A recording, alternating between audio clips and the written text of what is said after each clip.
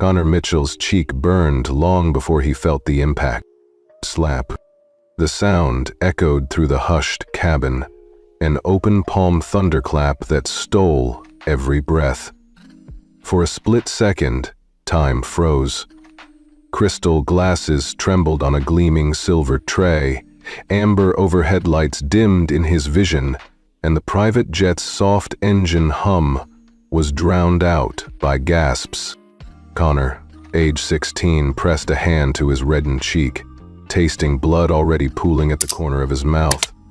He blinked twice, once to clear stunned tears, once to remind himself where he was. First class on his mother's corporate jet flying from Seattle to New York at 30,000 feet. "Where are you watching from?" A subtitle flashed briefly in the corner because in moments like this, he wasn't the only one feeling the sting. He sank back into the chestnut leather seat, heart hammering. Around him, well-heeled passengers looked away, uncertain eyes darting between him and Veronica Sloan, the platinum blonde flight attendant who had just crossed every line. Veronica's face was unreadable, cold as the ice she'd refused to serve him minutes earlier. She straightened her uniform and cleared her throat. "If you have a problem, Mr. Mitchell, you know where to find me." Connor's throat felt raw. He drew in a ragged breath, forcing himself to stay seated. The cabin lights flickered, a cue, he realized, for the next act. Steadying his trembling fingers, he pulled out a slim digital recorder and tapped it on. The tiny red LED blinked, hidden by the seat back. Every insult, every refusal, every lie would be on the record. He pressed a hand to his chest, feeling the pulse of outrage mixed with something fiercer, determination. This wasn't just about a slap. It was about dignity, a concept he'd always taken for granted until today. Across the aisle, an Asian American woman rose. Dr. Michelle Lin, and placed a comforting hand on his shoulder. No words needed. Her steady gaze said it all. "You don't deserve this." Connor tapped a quick message into his phone. "Call Mom." Grace Mitchell's number glowed on the screen. Direct line. He hesitated only a heartbeat before hitting send. As the autopilot drone resumed its soft rhythm, Connor leaned back, eyes fixed on the overhead panel. He let the click of the recording device and the almost imperceptible whir of his phone's call connect carry him forward. In that charged silence, he found a new rhythm. Shock gave way to resolve. He would see this through, one documented moment at a time, until the story could no longer be ignored. And that's when the private jet's flight attendant, the one sworn to serve, realized she had just served her worst mistake.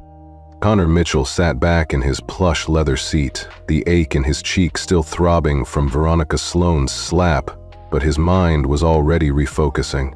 He was 16, a fact few aboard this private jet would guess, and today he had a job to do. He wasn't here as the CEO's kid. He was here as an undercover quality consultant, gathering honest feedback on Apex Innovation's in-flight customer experience.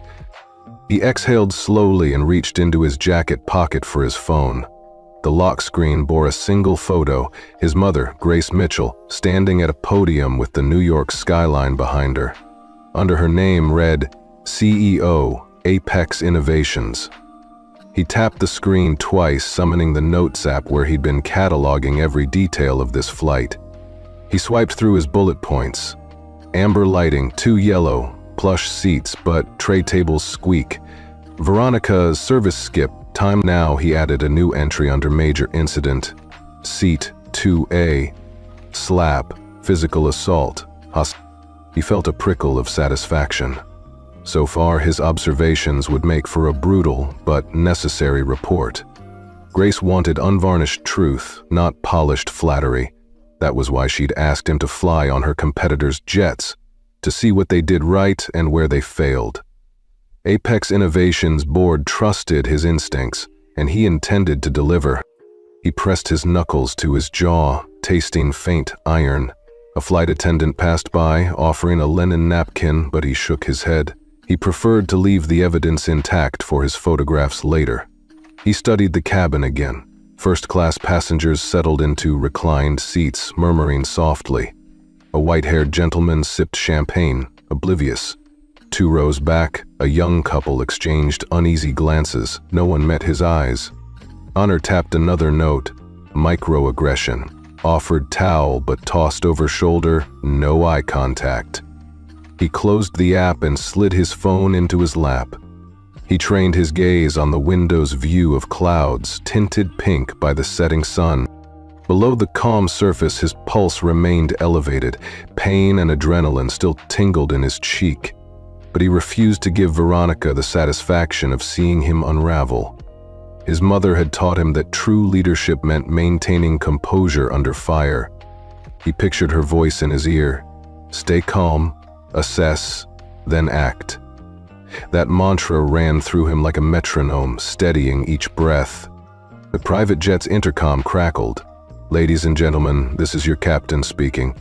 We'll be cruising at 35,000 feet for the next hour. We apologize for any inconvenience.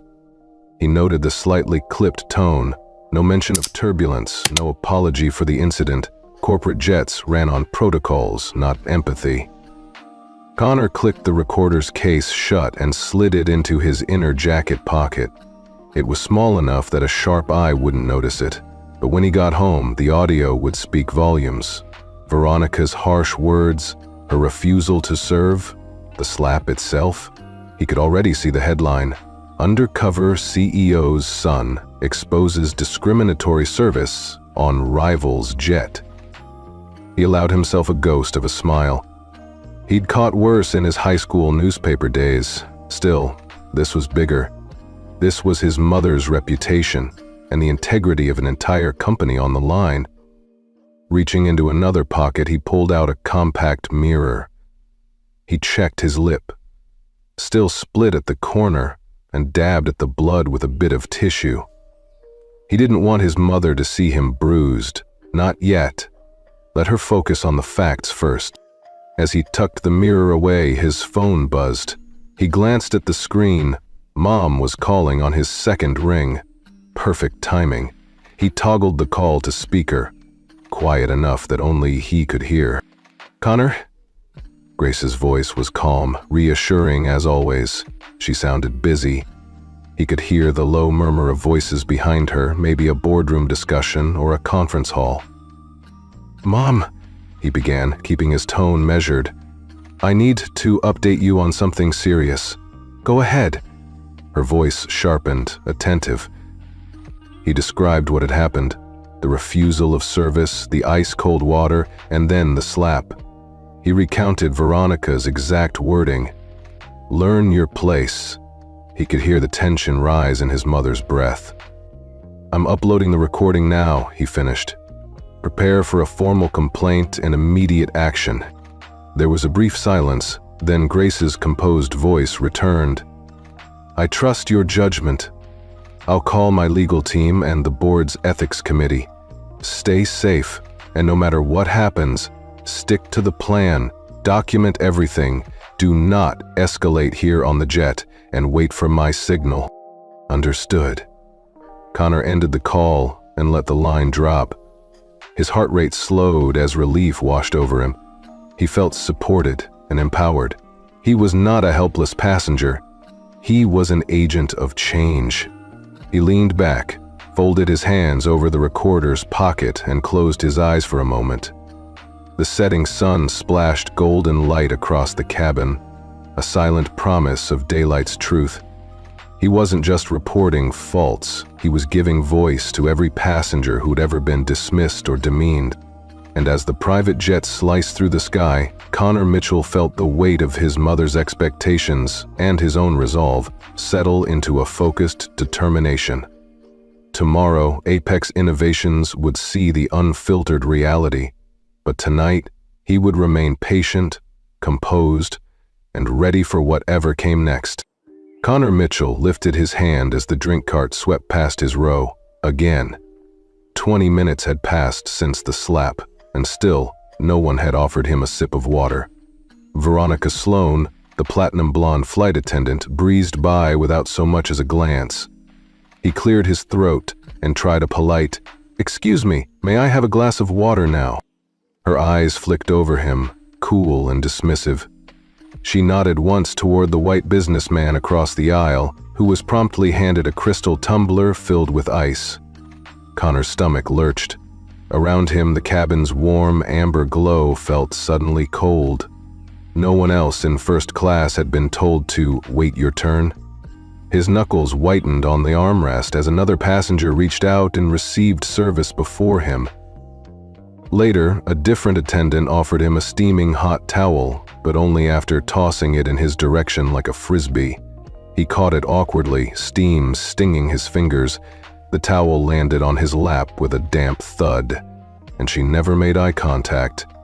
Connor stared at the neatly folded napkin beside him, the contrast between her precision and her rudeness almost comical. He noted every detail, the angle of her shoulders, the impatience in her clipped replies, the way she lingered over other passengers' requests.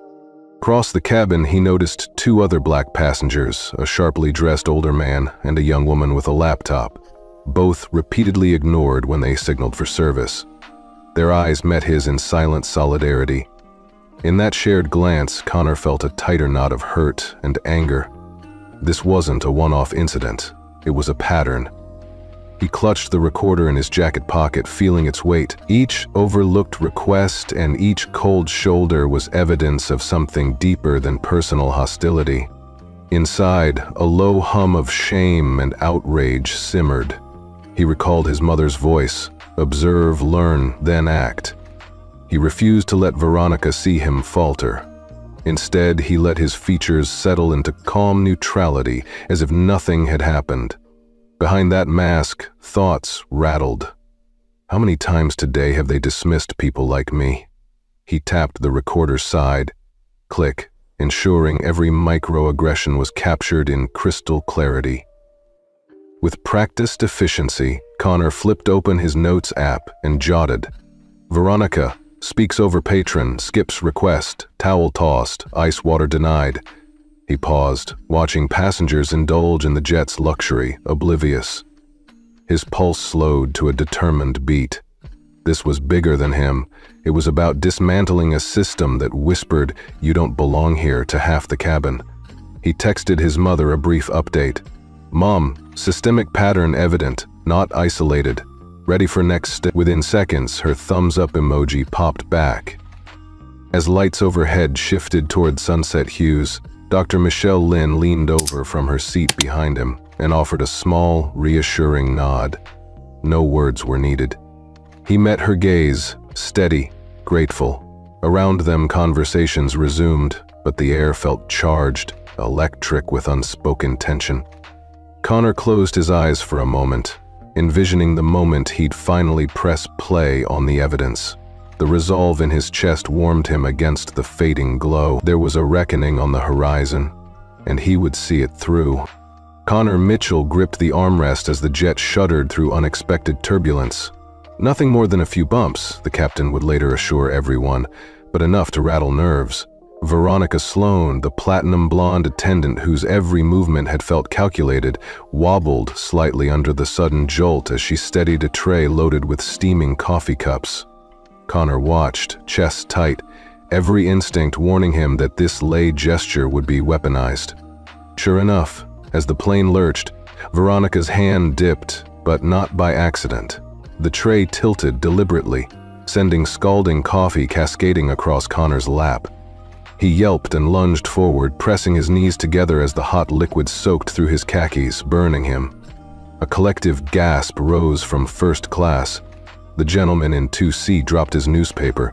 The couple in 1A pressed their napkins against startled smiles. But when Connor tried to explain, "That was turbulence," Veronica snapped, her voice clipped and dismissive. "Don't be dramatic." He shook his head, heart pounding, tears stinging his eyes.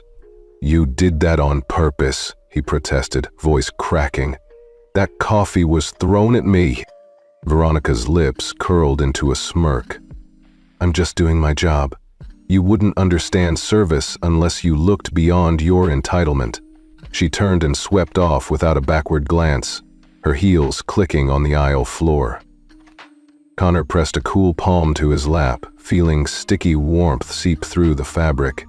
He dabbed at the wet spot with a napkin, every second amplifying the sting. Beneath the surface, hurt was a sharper emotion. Fail no. An indignation that this wasn't just about poor service, but about being willfully demeaned. He breathed in, recalling his mother's steady counsel. Keep your composure, observe, record, then act. He wouldn't let anger force him into a scene. Instead, he reached into his jacket and tapped the recorder's side-click capture. Capturing Veronica's lie, the hiss of coffee, the ambient cabin murmurs. Across the aisle, Dr. Michelle Lynn watched with narrowed eyes. She leaned forward, voice calm but firm. "Sir, are you all right?" That was deliberate. Her intervention was soft but authoritative, drawing curious glances. Connor managed a small nod, grateful for her solidarity, but determined not to derail the flight further. He pulled out his notes app and typed, 6:42 p.m. turbulence incident. Veronica tilted tray deliberately. Coffee burn on lap. Denial of intent. His fingers hovered over the call mom message, but he waited. He didn't want another immediate diversion of the flight or a premature landing. He needed the full scope of evidence first.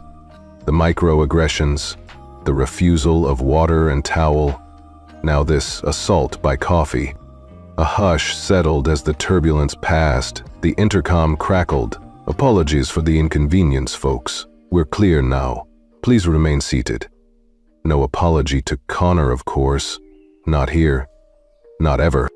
Connor shifted, wincing as the coffee stain spread, then slipped a hand beneath his seat to retrieve a small damp cloth from his carry-on. He pressed it gently to the burn, teeth clenched against the pain. Around him, life in first class resumed its polished rhythm, the sleek cart gliding by once more. Yet he remained ignored. He glanced at Dr. Lynn again. She caught his eye and offered a subtle thumbs up. No words needed. Her courage mirrored his own. He swallowed hard, the heat of the coffee burn mingling with the cool resolve in his chest. This was more than an incident. It was a window into a systemic contempt. Connor lifted the recorder's little red light just enough to let it blink again, unseen. Every slight, every insult, every act of violence. He would catalog them all. He returned the device to his jacket and took a measured breath, letting the hum of the engines soothe his racing heart. Then, quietly, he tapped out a single line on his phone. "Mom, coffee assault, documented. Waiting for go-ahead."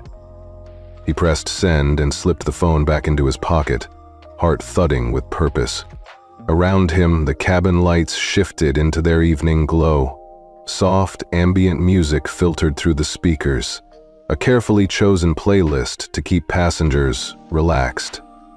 Connor let it wash over him for a moment, imagining how different the atmosphere would feel if truth were served on those speakers instead of coffee. If the world heard everyone's stories, not just the polished PR lines. He pressed his cheek against the seat back, scanning the cabin one more time. The burn on his leg throbbed, but beneath it lay something stronger, a fierce determination that this flight, this private jet, would not land without the world knowing what had happened at 30,000 feet. And in that steady resolve, Connor Mitchell came fully into his own, no longer a passive victim but an active witness, armed with evidence and empowered by the quiet support of those brave enough to stand with him. This journey was far from over, but he was ready for whatever turbulence lay ahead. Connor pressed his back flat against the seat as the cabin light shifted to a warmer glow, the aftermath of the coffee assault still stinging on his lap. He let the ambient hum of the engines wash over him for a moment, exhaling deliberately. This wasn't the time for confrontation. He couldn't afford to be reactive. Instead, he would be strategic. He slid his hand inside his jacket and felt the slim recorder nestled against his side. Its tiny red LED blinked once more under the fabric, proof that every microaggression, every refusal, every purposeful spill had been captured. Connor curled his fingers around the recorder's edge and gave it a reassuring squeeze. It was more than a tool now. It was his silent ally, bearing witness to injustice. A flight attendant passed down the aisle, offering bottled water to other passengers, everyone except him. Connor folded his hands still trembling from adrenaline. He had a choice: make a scene and risk being labeled the troublemaker, or hold his tongue and gather the evidence he needed. He thought of the faces of those two black passengers in economy who'd exchanged pained glances with him earlier. He thought of Dr. Lin's steady gaze behind him. He chose solidarity over spectacle. Connor retrieved his phone and opened his notes app, jotting bullet points in quick strokes. 6:45 p.m. Intentional spill, ver, tilted tray. 6:52 p.m. Denied water and towel. 6:49 p.m. Physical slap. Learn your place. 7:10 p.m. Coffee burn, second assault. He paused, reading the list. Each line was a testament to something deeper than a bad attitude. This was systematic contempt, an orchestrated refusal of dignity. He tapped save, then switched apps, pulling up his photo gallery. He scrolled to the selfies he'd taken during boarding. The SLR quality panorama of the cabin lighting, the shot of Veronica's name tag, the carefully framed image of the flight map display. He printed these details in his mind, thumbnails of truth, filled with context. Then Connor did something he rarely allowed himself to do on a flight. He leaned forward and sent a text in the group chat, labeled Project Skies. Immediate. Mom, coffee incident logged, recorder live, ready for go. Within seconds, Grace Mitchell's calm thumbs-up emoji appeared. It was all the confirmation he needed. He'd played his part, quietly, methodically, but now it was time to activate the next phase. He sank back and held his phone to his ear, switching the call to speaker on low volume. The dial tone felt like the pull of a trigger. When Grace answered on the first ring, her voice was measured, professional, completely in control. "Connor?" she asked. "Mom," he said, keeping his tone steady. "I've documented everything, refusals, the spill, the slap, the recorder's time-stamped, I'm ready for action." "Good," she replied. The faint murmur of activity behind her suggested a boardroom or an office. "I've alerted legal and PR. We'll request an unscheduled landing at Newark. Flight crew access revoked on my word, but stay calm. No more escalation up here. Let them think they're in command." He let her words sink in, relief warming his chest. "Understood. I'll follow your lead. Once we have ground control's commitment, I'll send you the code phrase. Then you can speak up, but only when we've secured compliance from the FAA and media outlets. Stay safe, Connor. I'll handle the rest." He nodded, even though she couldn't see him. "Love you, Mom." "Love you too. Call me if anything changes." Connor hung up and slid the phone back into his pocket, heart still racing, but now anchored by purpose. The cabin atmosphere felt thinner, as if everyone around him sensed the tension but couldn't pinpoint its source. He let his shoulders relax. In the next row, the champagne glasses clicked quietly. Servers moved with choreographed precision. But Connor saw something else now. The contrast between flawless service for some and total neglect for others. He saw the copper sheen of the burn on his khakis, and he felt a rush of anger, tempered by steely resolve. He lifted his gaze to the overhead panel, watching the green autopilot light blink. At 30,000 feet, control was an illusion. You surrendered it to the machine. But down here, on the ground, power was negotiable. He'd made his call. Connor tapped the recorder's side one last time. Click, before tucking it away for safety. He ran a finger along the coffee stain, feeling once more the hot sting and letting it fuel his determination. Then he closed his eyes and imagined the debrief. Grace at the FAA's direct line, her voice cutting through protocol, legal briefs filed and media alerts queued. The flight crew's faces when they realized they were the ones being scrutinized. The seatbelt sign chimed off. Passengers began to stretch, smoothing creases, brushing lint from their jackets. A steward passed his row again, this time carrying a tray of post-turbulence snacks. Nobody offered him a bite. Connor let them pass. He didn't need comfort food. He had a mission. He exhaled, steady. He was 16, alone in first class, but he wasn't powerless. He'd chosen his action carefully, silent, methodical, undeniable. The world above the clouds might still be biased, but down here, proof would speak louder than prejudice. As he leaned his head back, the amber cabin light pooled around him, warm and purposeful. He tipped his chin upward, eyes open but calm. His hands were folded, but his spirit was unshakable. In that quiet moment, he accepted that the next phase, ground control, investigations, consequences, rested in his mother's capable hands. And somewhere deep inside, Connor felt a steady spark of hope. That one small, silent act could set in motion a reckoning no one would ignore. Connor Mitchell sat back in his seat, the sting of the coffee burn still sharp in his mind, when he noticed something different in the cabin atmosphere. A hush had fallen over first class, more pronounced than the gentle lull of the engines. Heads were turning, eyes shifting from their magazines and phones to the center aisle. For the first time since takeoff, the glimmering amber light didn't feel warm. It felt charged. Across the aisle, Dr. Michelle Lynn stood slowly, deliberately. She was an unassuming figure, smartly dressed in a tailored blazer, stethoscope tucked in her bag, but there was nothing tentative about her posture. Veronica Sloan had just returned from the galley, her tray empty, when Dr. Lynn cleared her throat. It wasn't loud, but it carried through the cabin. "Excuse me," she said, voice calm but firm. That slap, that spill, that refusal of service, it was intentional. Veronica paused mid-step.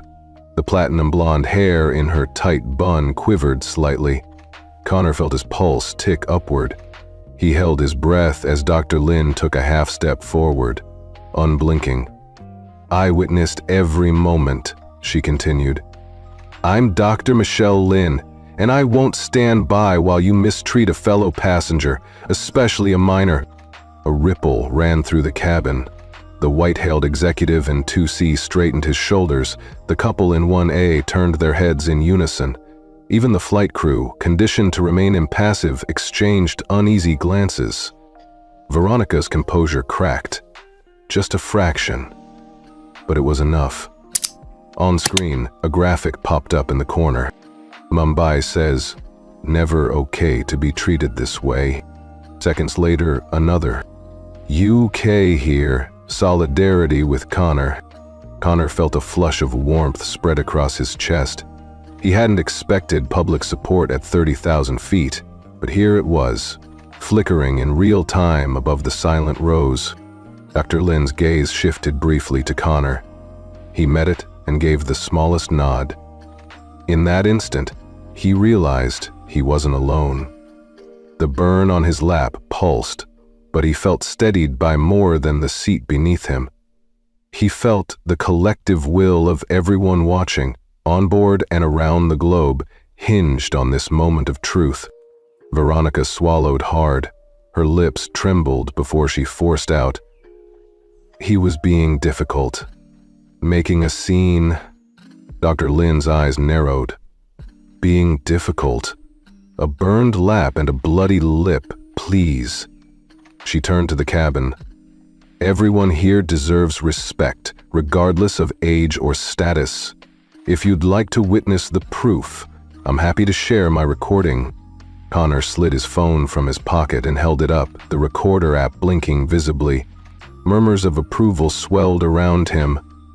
The glamour of first class, plush seats, polished wood veneers, suddenly felt like a gilded cage for Veronica's behavior. A steward, caught between duty and conscience, drifted toward Veronica, but Dr. Lin raised a hand. "No interruptions, please. Let this be heard." She tapped her phone, and for a heartbeat, the cabin's audio system crackled softly, playing back the clip of Veronica's disdainful refusal and the sharp snap of that first slap. The sound filled the cabin, clear, undeniable. A bead of sweat slid down Veronica's temple. The other flight attendant, Emma Rodriguez, glanced apologetically at Connor, then down at her tablet, her expression torn. Connor's heart thudded, not from fear, but from resolve. He watched as other passengers took out their own phones, ready to record. A man 2 rows back raised a hand, phone pointed deliberately at Veronica. Another passenger stood, offering to share his footage. On screen, more comments streamed in. "Amaria? No one should endure this. Canada. Proud of you, Dr. Lin." The captain's voice crackled through the intercom, sounding tight. "Ladies and gentlemen, please remain seated. We're sorting an issue up front." It was the first hint of official recognition. Veronica's facade crumbled entirely. She turned to Emma Rodriguez, voice trembling. "Do something." Emma shook her head. "I can't. You've crossed the line." Dr. Lin stepped back, allowing the tide of support to flood the space. Connor exhaled, the tension in his shoulders ebbing away. He tucked the recorder away and folded his hands. The burn still throbbed, but it felt like a badge, a reminder of why he'd come on this flight. He glanced at Dr. Lin, who offered him a reassuring smile. "I'm glad you stayed calm," she said quietly. Connor nodded. "Thanks for standing up." She gave a small shrug. "Someone had to." Lights overhead dimmed momentarily as they passed under a cloud bank, then returned to their warm glow. The cabin buzzed, not with gossip, but with purposeful conversation. Passengers exchanged sympathetic glances, consoling words. A man in a navy suit offered Connor a bottle of water.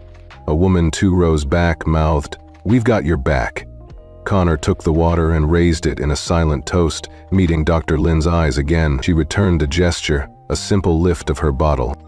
In that moment, Connor felt a profound shift. The private jet felt less like his mother's corporate showroom and more like a community where dignity mattered. He realized the story had grown beyond his single experience. It was now about every person who'd ever been ignored or humiliated. As the jet sailed above the clouds, Connor sat taller. The next phase, the landing, the crew's suspension, the boardroom battles, would come. But right now, he let himself savor this surge of solidarity. He tapped his phone once more, sending a final message to his mother. Phase 2, community support confirmed. Proceed when ready. Then he closed his eyes, letting the murmurs of agreement around him wash over his bruised lap and hurt ego. In the glow of the cabin lights and the warmth of global solidarity, Connor Mitchell found his purpose renewed and his resolve unbreakable. Connor Mitchell watched from his seat as the cabin's atmosphere shifted imperceptibly. It began with a quiet murmur among the flight attendants near the galley, a ripple of hushed voices, nervous glances, the faint tension of people about to learn they were no longer in control. Veronica Sloan, still plastered into her pristine uniform, noticed at last. She paused mid-step, her tray in hand, and her jaw tightened. Connor leaned forward just enough to catch the edge of their conversation. He couldn't make out every word, but he heard the urgent tones. Code 47, immediate divert, confirmed. Veronica's eyes widened. Her lips parted as if to respond, but she clamped them shut. She didn't know what Code 47 meant, but she knew it wasn't good. A soft chime came over the cabin intercom. The report notes, 2187 to flight crew. Company Ops calls for Code 47. Prepare for unscheduled divert to Newark. Repeat, divert. Veronica's hands shook. The silver tray wobbled in her grasp as she turned toward the front of the plane, wide-eyed. For the first time in hours, she looked genuinely afraid. The facade of professional composure she had worn like armor was cracking. Connor felt a surge of satisfaction, but he kept his expression neutral. His cheek still tingled from that first slap, and the coffee burn throbbed on his leg. But beneath it all was a calm certainty. The moment of reckoning was at hand. He pressed his notebook closed, secured the recorder in his pocket, and exhaled slowly. Around him, passengers leaned forward, sensing the change. The couple in first class exchanged puzzled glances. The white-hailed gentleman set his magazine aside. Dr. Michelle Lynn, seated just behind Connor, met his eye and offered a subtle nod. They both knew this was the turning point. Veronica hurried down the aisle toward the cockpit door, confusion and panic evident in every step. She tapped her crew phone, whispering into it. "Yes, Code 47. What does that mean? We need clarification." Her voice trembled. Connor watched the strain in her shoulders, how her nails bit at the tray's handle. This was someone entirely unlike the cool, dismissive attendant he'd encountered only an hour ago. He pressed a hand to the seat back in front of him, steadying himself against the jet's subtle vibrations. He felt a flicker of empathy, knowing what it was like to lose control unexpectedly. But he reminded himself of the countless indignities he'd endured. The water denied, the towel tossed, the coffee spilled, the slap. This was more than personal, it was systemic, and now the system was collapsing around her. The intercom crackled again. "First Officer Cheng, confirm divert altitude 5,000 feet to Newark. Notify cabin crew." Veronica's eyes shot back to him, desperation in her glance. Connor met her gaze directly. She may have tried to humiliate him, but he didn't gloat. Instead, he held her eyes for a moment, steady, unflinching. She flinched, then looked away, the weight of her actions pressing down. He leaned back, exhaling. It wasn't his job to rub it in. His job was to witness and document, and in that moment he felt the quiet power of truth. Undeniable, unstoppable. He tapped the recorder's hidden switch. Click. Ensuring these latest developments were sealed forever. A flight attendant across the aisle cleared her throat, stepping toward Veronica to relay the formal instructions. Yet even she appeared uneasy, her uniform crisp but her hands shaking. The elegance of first class, the polished wood, the soft leather, the brushed metal accents, now felt like a gilded cage trapping the guilty. Connor allowed himself a small, private smile. He imagined how this moment would read on the page. Code 47, the flight that refused to tolerate discrimination. He imagined the stunned faces of Apex's board when they saw the unvarnished footage. He imagined the headlines, but he didn't share those thoughts aloud. Instead, he reached for his phone and typed a brief update. "Mom, Code 47 received. Divert imminent. Ready to execute, Phase 3. A thumbs-up emoji appeared almost immediately, his mother's silent signal that the ground team was in motion. The cabin lights dimmed slightly as the pilot engaged the autopilot reroute. Passengers felt the gentle tilt of the plane's course change, a reminder that even at cruising altitude, control could be wrested away. Veronica stepped back, unable to maintain eye contact.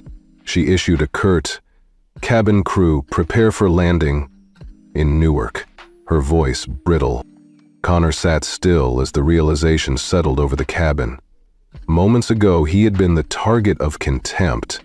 Now, the crew themselves were on edge, uncertain of their own fate.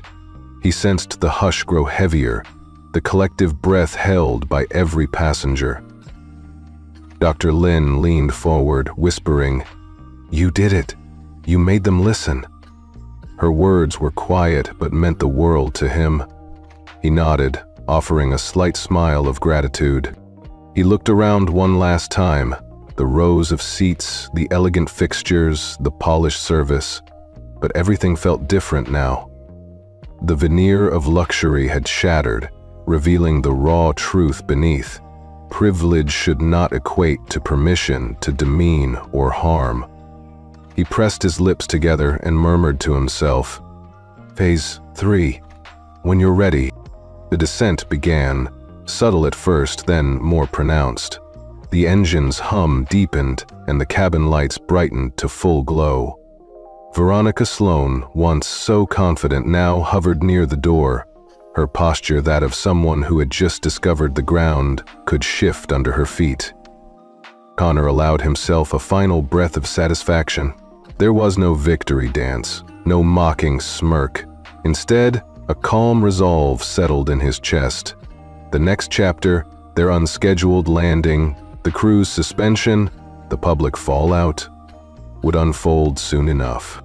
He straightened his back, squared his shoulders, and settled his hands in his lap. The plane was diverting, and with it, the narrative was shifting. He had planted the seeds of accountability, and now he would watch them grow.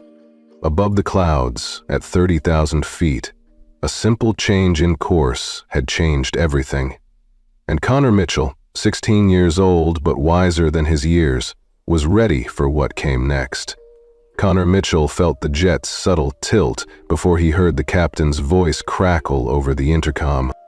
"Ladies and gentlemen, we will be making an unscheduled landing at Newark's corporate training facility.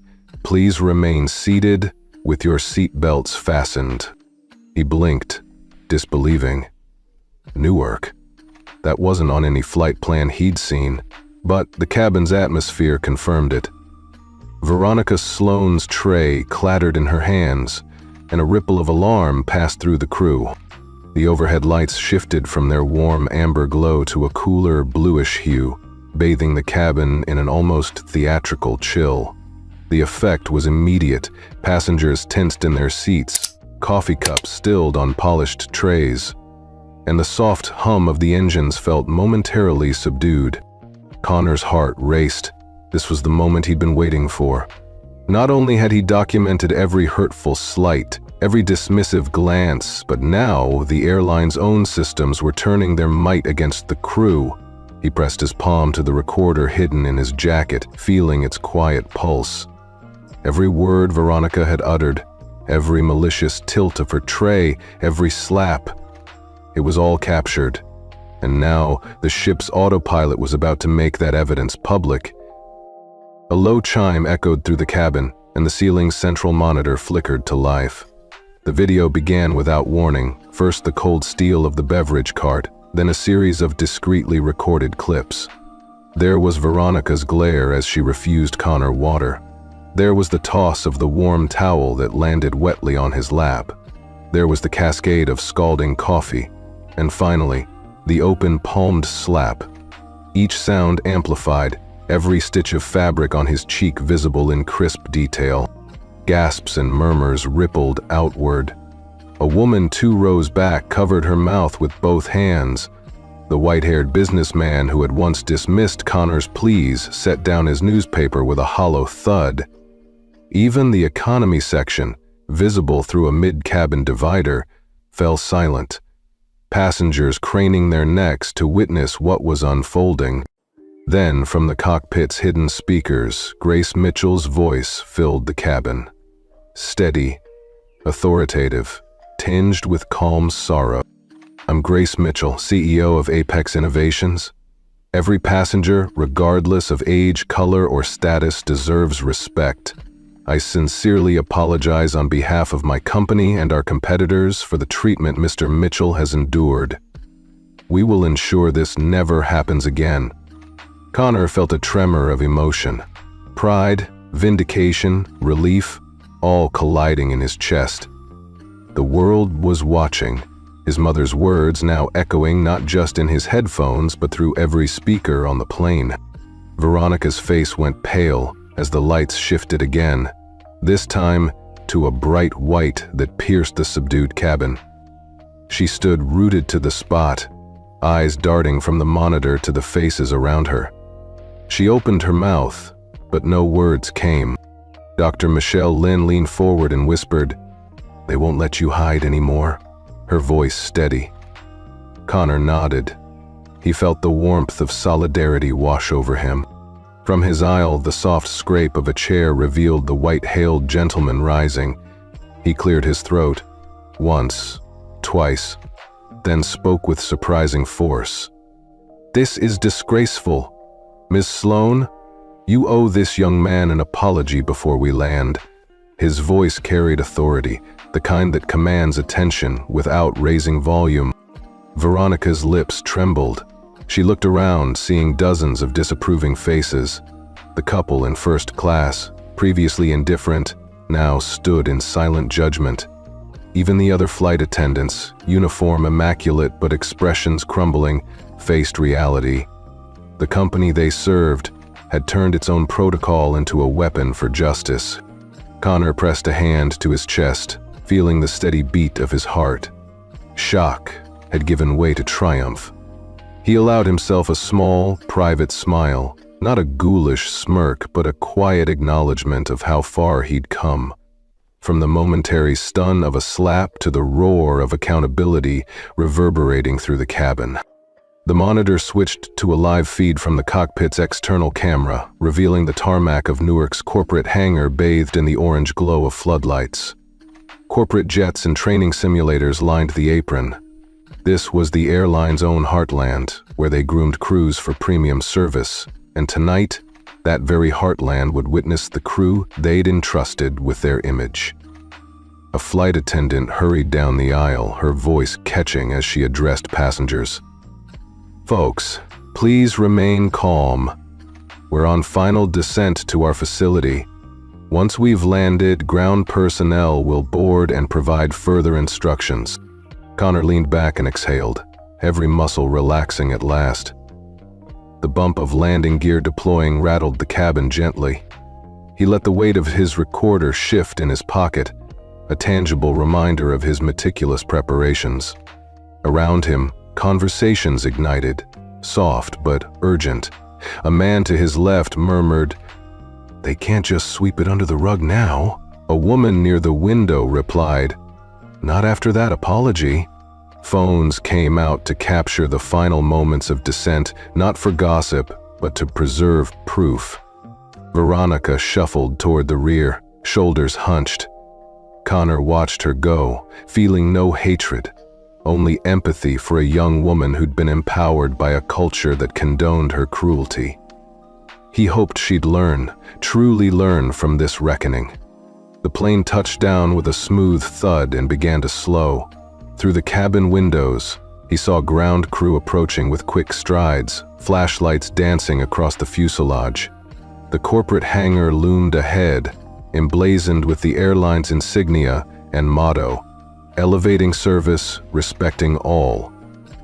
The irony was not lost on anyone. As the jet taxied toward its designated bay, the cabin lights brightened to normal. The monitor went dark, leaving only the soft overhead glow and the low hum of the engines winding down. Connor unbuckled his seatbelt, hands steady as he prepared to stand. Lynn gave him a reassuring smile and a light tap on the shoulder. "Ready?" she asked. His jaw set in firm determination. "Ready." He rose, stepping into the aisle as the ground crew opened the door. Floodlights spilled onto him, illuminating his bruised cheek and the dark stain on his trousers. For a moment, he felt exposed, but it was a necessary vulnerability. "Sir, please remain in your seat until cleared," a ground agent called through the doorway. But Connor merely nodded and held up his phone, ready to show the recorded apology from his mother if needed. His voice came quietly but clearly. "I'm staying right here until someone explains how you plan to fix this." Silence followed, heavy and expectant, and in that pregnant pause, he saw the future unfold. A reckoning not just for one flight attendant, but for every policy that allowed discrimination to hide behind luxury. He turned to glance back at the first-class cabin, meeting dozens of grateful eyes. Some offered thumbs up. Others mouthed words he couldn't hear, but understood perfectly. "Thank you." He nodded to each of them, a king in exile among allies, meaner than before. Then he faced forward again, shoulders squared, walking down the aisle toward a new chapter in this story. One where justice would not be deferred, and where dignity would be restored, one passenger at a time. And as Connor stepped off the plane into the floodlit hangar, he knew that at 30,000 feet, his single act of silent resistance had become a powerful broadcast. Accountability was not optional, and respect was not a privilege. It was a right. Connor leaned forward as the cabin door hissed open, admitting a blast of cool evening air and a phalanx of uniformed agents. Within seconds, the polished hush of first class shattered into a flurry of activity. A stern-faced FAA inspector, badge gleaming under the floodlights, strode down the aisle. She paused before Veronica Sloan, who stood frozen by the galley, her eyes wide with disbelief. "Veronica Sloan, Captain Alex Horn, and all cabin crew on duty today," the inspector announced, voice firm. "You are temporarily relieved of duty pending a full investigation into allegations of passenger mistreatment and assault." Veronica's lips trembled. She looked at her colleagues, Emma Rodriguez, the junior attendant, another two flight attendants, then back at Connor, whose cheek and lap still bore the marks of her malice. They were directed to collect personal items and exit the aircraft. Veronica's pristine uniform, once a shield of authority, now felt like a shroud of shame as she followed the inspector toward the open door. Connor sat very still, the dull throb of the coffee burn a reminder of the night's events, but in its place bloomed a fierce sense of vindication. He watched as security officers gently but firmly guided the crew down the air stair. A hush fell over the cabin again, this time a quiet satisfaction humming through the rows. Outside, news vans lined the tarmac. Floodlights danced across cameras trained on the jet. Someone in first class whispered, "They're live for breaking news." Phones emerged, screens aglow with the unfolding drama. On the cabin monitors, a ticker scrolled. "Breaking. Entire flight crew suspended after alleged assault on minor." A second line followed. Social media erupts. "Justice at 30,000 F trending worldwide." Connor tapped his phone. In the corner of his screen, that very hashtag flickered past. Thousands of new posts every second.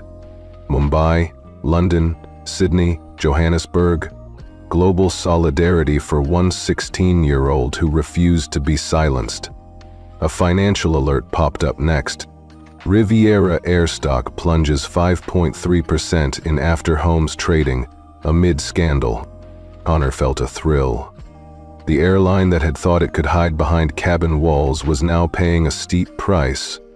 But the real victory wasn't financial, it was moral. He exhaled and met Dr. Michelle Lynn's gaze behind him. She offered a small, proud smile. He raised his brow in thanks, his own smile quiet but charged with relief. Together they had borne witness, and now justice was unfolding in real time. As the last crew member stepped off, the inspector turned to the captain.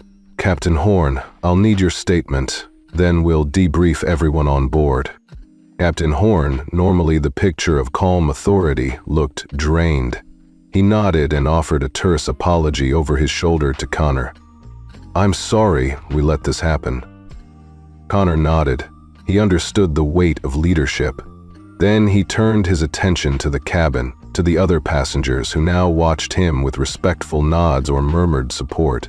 He saw empathy and solidarity reflected in their eyes, a sea of witnesses no longer willing to look away. He stood, gathering his recorder and phone. He stepped into the aisle as the inspector motioned him forward. Every step felt buoyed by something larger than himself. The promise that even at 30,000 feet, dignity could not be dismissed. Outside in the tarmac lights, reporters shouted questions. "Young man, how do you feel? Will you press charges? What message do you have for other victims of discrimination?" Connor paused, heart hammering, then chose his words. "I'm 16, he began, voice steady. "I shouldn't have to fight for basic respect, but if speaking up here means anyone else won't be silenced, then it was worth it." The cameras clicked, recordings captured every syllable. Behind him, the cabin door closed. The flight was effectively grounded, but a new flight plan was drawing up. One toward accountability, transparency, and change. Moments later, Grace Mitchell joined him on the tarmac, arms wrapped around him. They stood together under the glare of lights and lenses, mother and son united. She whispered, "I'm so proud of you." And he nodded, feeling that pride echo through every part of him. As they walked toward the waiting cars, media scrum parting before them, Connor glanced back at the jet, now a silent witness to its own undoing. The banners on social feeds would fade, the stock ticker would swing. But the message would endure. No passenger deserves to be demeaned, no minor left voiceless.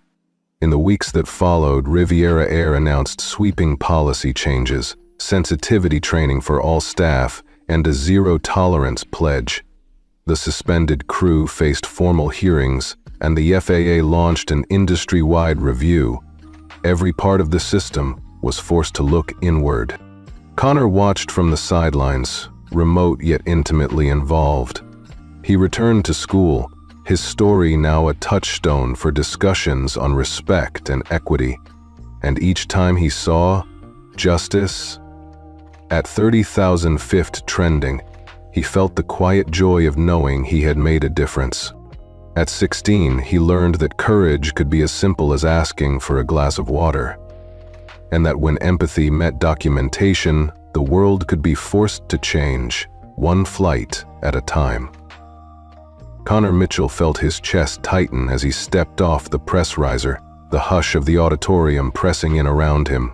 Just moments ago, his mother, Grace Mitchell, CEO of Apex Innovations, had stood at the podium with Dr. Michelle Lin and Emma Rodriguez by her side, flanked by flashing cameras and a sea of reporters.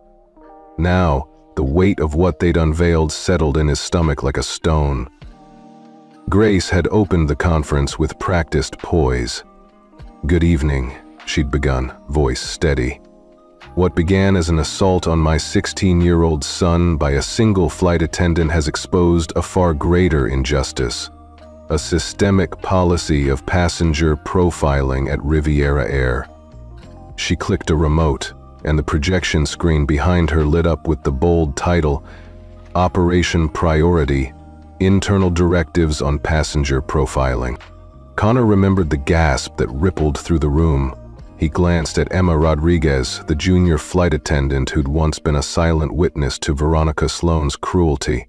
Emma's fingers trembled slightly as she handed a manila folder to Grace. "These documents were sent to us anonymously," Grace continued, rifling through a thick stack of printed memos. 7 separate complaints over 24 months, none acted upon. Training materials advising crew to prioritize efficiency metrics tied to passenger revenue potential clearly coded for race and class. "This is not an isolated incident. It is policy." The screen switched to a slide labeled Memo 1, Q3 2022. Crew must allocate beverage service in the following order: Premium Elite Passengers, Business Class; Economy Plus, Economy. Adjust speed of service to minimize time spent with passengers deemed lower revenue potential. Connor felt a twist of nausea. He'd witnessed microaggressions in economy. Here was hard evidence that the company's own motto, elevating all experiences, was a lie. Next came Memo 3, Incident Reports, each a bullet point recounting complaints from black or brown passengers who'd been ignored, served last, or in one case, publicly humiliated. One report read, "Complaint. Passenger in seat 7C, Mr. D. Warren, forced to wait 45 minutes for water. Crew notes, non-compliant behavior and lack of premium etiquette. No follow-up action." Grace paused, letting the words sink in. "These cover-ups were routine," she said softly, "and hidden, ... until now." The projector switched to a scanned training slide, a smiling flight attendant overlooking a split image. On the left, a well-dressed white couple being handed champagne. On the right, a black family being handed plastic cups. Text read, "Remember, prioritize high-yield passengers, minimize time with efficiency drags." A murmur of disbelief swept the auditorium. Connor felt his mother's hand brush his shoulder, an anchor of solidarity. He turned to Dr. Lin, whose bright eyes glistened. "We shared our first-hand accounts," Dr. Lin said into the microphone. "We demanded the hidden policies, and we've decided to fight back." Emma stepped forward. "I've worked for Riviera for 3 years," she said, voice quavering. "I believed in serving people with dignity, but these directives made me complicit. I couldn't stay silent any longer." She held up a stack of USB drives. "Here are the original files. They contain email threads, video recordings of staff training sessions, everything." Connor swallowed hard. He'd been 16 when he first learned the power of documentation. Now he watched a corporate giant bleed its own secrets. The board members behind the glass in the back rows sat in stunned silence, fanning themselves with programs. A reporter stood, voice shaking. "Miss Mitchell, what do you want people to take away from this?" Grace inhaled and exhaled. "We want action. We are calling on regulatory agencies to launch an immediate audit of all major airlines. We will assist with any investigation. And we invite all passengers and employees to share their experiences. We envision an industry where respect is not a luxury, but a guarantee." Connor glanced at the room and saw nods among passengers from around the globe. News crews from London, Mumbai, Johannesburg. The screens in the back flickered with hashtags "Equal Skies" and "Justice" at 30,000 feet. After the press conference, Connor found himself in a flurry of handshakes and cameras. A news anchor thrust a microphone in his direction. "Connor, how does it feel to be the catalyst for this revelation?" He looked directly into the lens, heart pounding yet voice steady. "I asked for a glass of water," he said, "and I got slapped instead. But if speaking up leads to change for millions of passengers, then I'm proud I did it." The flashbulbs popped, pens scribbled. He turned and spotted Dr. Lin, who offered him a comforting nod. Then he saw Emma, tears in her eyes, and he gave her a thumbs up. She returned it, relief flooding her expression. That evening, back in his mother's office, Connor watched the first rolling headlines. Riviera Air under fire. Internal training materials expose systemic discrimination. Global outcry as Equal Skies trends worldwide. Riviera Air stock plummets 8% amid scandal. He felt a pang of guilt. He'd hurt his mom's competitor's bottom line. But he reminded himself, this wasn't about crushing a company. It was about saving its soul. Apex Innovations had long championed inclusive technology. Now, it led by example. Grace closed her laptop and turned to him. "You did good, kid," she said, voice thick with pride. "But this is only the beginning. We need to keep the momentum. We'll partner with advocacy groups, tech forums, regulators. We'll build the Equitable Skies Initiative." Connor nodded. He thought back to his recorder, now tucked away safely. Its contents safely transmitted to regulators and media partners. and he thought of the burned lap, the slap, the coffee spill, the personal wounds that catalyzed a corporate reckoning. In the days that followed, Dr. Lin spearheaded a coalition of civil rights lawyers. Emma testified before the FAA. Former Riviera staff came forward en masse. Equitable Skies launched a public portal for passenger feedback. Apex Innovations pledged to fund training and technology to root out bias industry-wide. Connor returned to the halls of his high school, his face now known from talk shows and news articles. He heard whispers in the corridors, some admiring, some skeptical. But he carried himself differently now, not as a privileged teen who happened to be CEO's kid, but as a voice for those who'd been ignored. One afternoon, Dr. Lin visited his classroom, greeted by applause. She introduced an equity workshop, and Connor watched classmates lean forward, truly seeing him. No longer just the kid on the jet, but a peer who had stood up for dignity. Months later, a formal FAA report underscored systemic issues at Riviera. The airline's CEO resigned, board members were replaced, and a court-ordered monitorship mandated sweeping reforms. Stocks rebounded as confidence returned, but the culture had shifted irreversibly.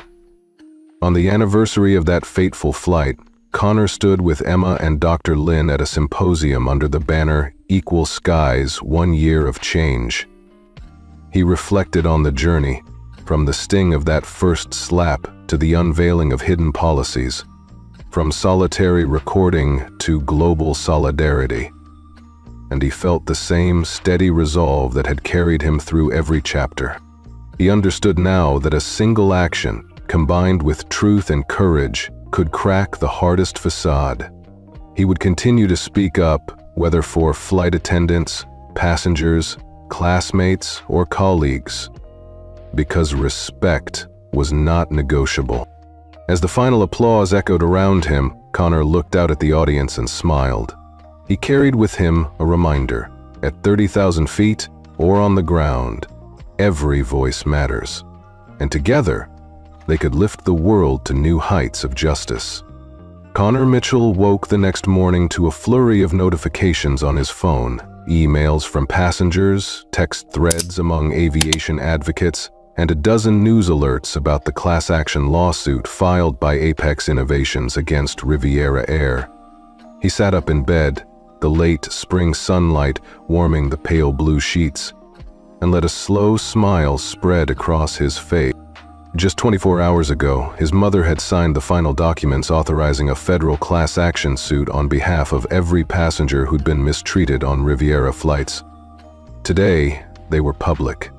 Every complaint, every eyewitness account, every recorded slight now part of a legal claim awaiting court approval.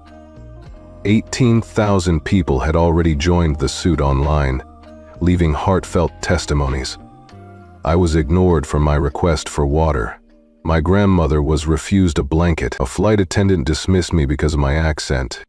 Connor thumbed through the stories, struck by the quiet bravery in each one. These weren't attention seekers or complainers. These were ordinary people demanding basic respect. He tapped out a quick reply to one commenter in Seattle. "Thank you for sharing. You're part of something bigger now." Then he deleted the message. His public reach would come later. For now, he focused on the moment's power. Downstairs, the kitchen hummed with activity. Grace Mitchell stood at the counter, coffee in hand, reviewing the final roster of signatories. Over 20,000 by dawn. The Equitable Skies Initiative, the nonprofit arm of their effort, had launched its website just hours before, inviting anyone in the world to add their voice. Now it had chapters forming in New York, London, Mumbai, and Johannesburg. "Morning, kiddo," she said, glancing up with that precise but warm smile of hers. "Looks like the world woke up caring about respect today." Connor slid into a chair, running a hand through his still dark hair. "They're all here," he said, voice a mix of wonder and resolve. "Over 20,000 signatures before breakfast." Grace nodded, her eyes bright with pride. "And it'll keep growing. The legal team's gearing up for depositions next week, and we're hosting a global virtual summit in 10 days. This isn't just a lawsuit, it's the start of a movement." He swallowed, thinking of Dr. Michelle Lin and Emma Rodriguez, whose courage had helped expose Riviera's hidden policies. He thought of every passenger who'd held back, but now spoke up. "I can't believe how many people said they stayed silent because they thought it wouldn't matter." "Silence was complicity," Grace replied. "Now, we're proving that even one complaint can spark change when it's backed by evidence and solidarity." Connor stood and grabbed his jacket.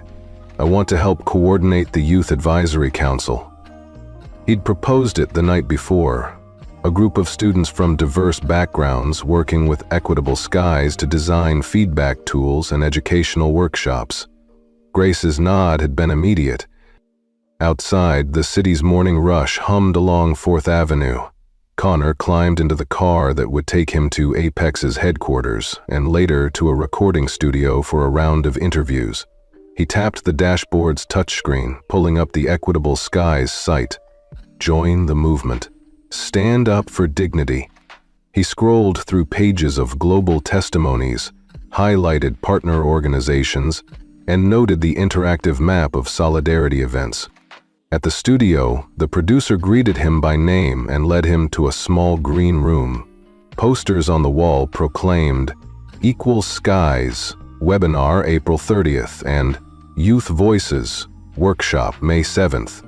Connor checked his reflection, smoothing his shirt, remembering that a steady appearance conveyed credibility. He ran through his talking points, how documentation had turned private humiliation into public accountability, how collective action could overhaul an entire industry, and how young people, kids like him, were more than digital bystanders. When it was time, he stepped before the camera, glasses catching the studio lights. He took a breath, smiled, and looked directly into the lens. "Hi, I'm Connor Mitchell. A few weeks ago I asked for a glass of water and got slapped instead. But my mother and I believed that every passenger deserves respect.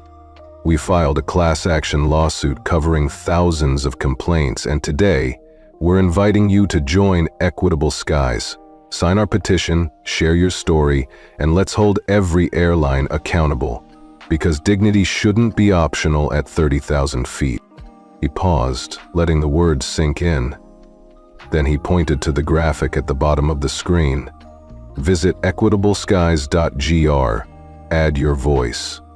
Later that afternoon, Connor walked through the open office bullpen at Apex Innovations.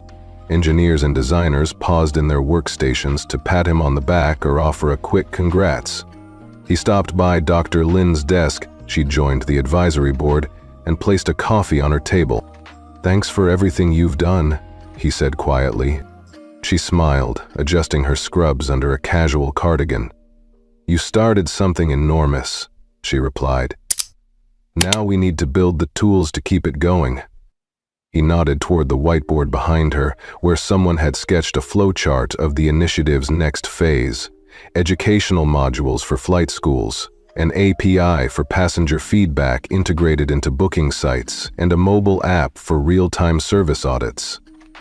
"Let's get to work," he said. That evening, Connor returned home and found a package waiting at the door, a framed collage of letters from passengers. Handwritten notes, photos of happy families on flights, messages of thanks from seniors who'd been treated dismissively before. He unwrapped it carefully and held the frame up to the light. Each letter was a story, a voice once silent. He texted his mother a photo. Seconds later, her thumbs-up emoji appeared. Upstairs, he sat at his desk and drafted a speech for the upcoming webinar. He wrote, then rewrote, then deleted, striving for the right tone. Approachable, earnest, empowering. He wanted attendees to feel like part of his journey, not mere spectators. After an hour, he stepped outside onto the balcony, the city lights stretching below. He looked up at the stars. each one a reminder that perspective shifted with distance. The sting of a slap, the burn of coffee, the surge of solidarity, each felt immediate, personal. But from above, the world was connected by threads of shared humanity. He checked his phone. The Equitable Skies hashtag was trending again. He scrolled through tweets. At Travel with Kate. Just signed up. We deserve better service for everyone. At Highflyer 56. My mom is 68. I'm printing this webinar link for her. At Global Justice. Amazing to see thousands of voices unite. Equal Skies. Connor felt a swell of emotion. Gratitude that people he'd never meet were standing with him. Pride that a 16-year-old's simple act could catalyze global change. He pressed send on his saved speech draft to his mother. Ready for tomorrow. Let's make this personal for every passenger. Lying in bed that night, Connor reflected on how far they'd come, from a slap at cruising altitude to an industry-wide movement. He thought of the countless passengers whose dignity had been trampled, and how their voices now pulsed through digital channels and courtrooms alike. He closed his eyes, imagining a future where every flight attendant carried a training app that flagged bias in real time, where every passenger, regardless of background, felt seen and heard. He saw himself in that future, no longer just a witness, but a leader, guiding this movement forward. And in the soft darkness, Connor Mitchell drifted to sleep, heart buoyed by hope. He knew the journey ahead would have bumps and turbulence, but with thousands behind him, and the Equitable Skies initiative taking flight, he was ready to chart a new course for every traveler, at every altitude. A month later, Connor Mitchell woke to a new kind of morning calm. His phone buzzed with notifications, tweets, emails, and news alerts, all echoing the unexpected aftershocks of that one flight. He stretched out in his bedroom in suburban Seattle, sunlight filtering through the blinds onto his desk, where a framed photo of his mother's press conference stood beside his laptop. Today wasn't just another school day. It was a marker in a movement he'd helped ignite. He tapped the headline that popped up first. Riviera Air's stock rebounds 12% after leadership shakeup. New CEO pledges zero tolerance on discrimination. Connor allowed himself a small smile. The airline that once punished basic dignity was now scrambling to restore trust. He swiped to see the Equitable Skies dashboard. Over 120,000 registered members worldwide, with chapters active in 18 countries. Virtual meetings were scheduled for New York, London, Mumbai, and Nairobi, and local groups in Sydney and Toronto were organizing passenger rights workshops. Messages flooded in. I cried watching this. This is real, not sensational. Thank you for giving us a voice. Each one felt like a heartbeat in a shared global pulse. Downstairs, Grace Mitchell reviewed an industry report on her tablet. She looked up as Connor entered the kitchen, arms laden with mugs of hot chocolate. "Morning, hero," she teased, handing him a cup. "Big day ahead?" Connor sipped the sweet warmth, feeling the tingle of excitement. Dr. Lin speaking to the FAA panel today, heading the new Passenger Rights Division. He paused to let that sink in. And Emma's leading the training overhaul at Apex Innovations. They've already rolled out the bias detection tool in 15 airlines. Grace nodded, pride shining in her eyes. They're the real champions here. You set the wheels in motion, Connor, but these are the people driving change. He smiled and set his mug down. I'm proud of all of us. He tapped open his calendar, a virtual summit at noon, followed by a roundtable interview for a youth leadership podcast. He rubbed his cheek. Long since healed, but that flash of pink scar was a reminder of how far they'd come. By midday, Connor was on a Zoom call with high school students in Johannesburg and Sao Paulo, guiding them through the Equitable Skies Voice Your Flight toolkit. He demonstrated how to log service incidents, how to frame respectful feedback to airlines, and how to organize local support groups. Faces dotted the grid, teenagers from Tokyo to Toronto, each nodding as he spoke. One girl from Lagos raised her hand. "Connor, how did you keep going when it got tough? I mean the media attention, the hate comments." Connor paused, choosing his words. "I kept my focus on why I started dignity for every passenger. When negative comments came, I remembered those who couldn't speak up. My motivation wasn't fame, it was fairness. And I had my family and allies like Dr. Lin and Emma. You don't have to do it alone." He saw heads tilt in understanding. The burnout risk of advocacy was real, but community made it sustainable. That evening, Connor and Grace joined Dr. Michelle Lin and Emma Rodriguez for a live-stream town hall, part of the Global Summit.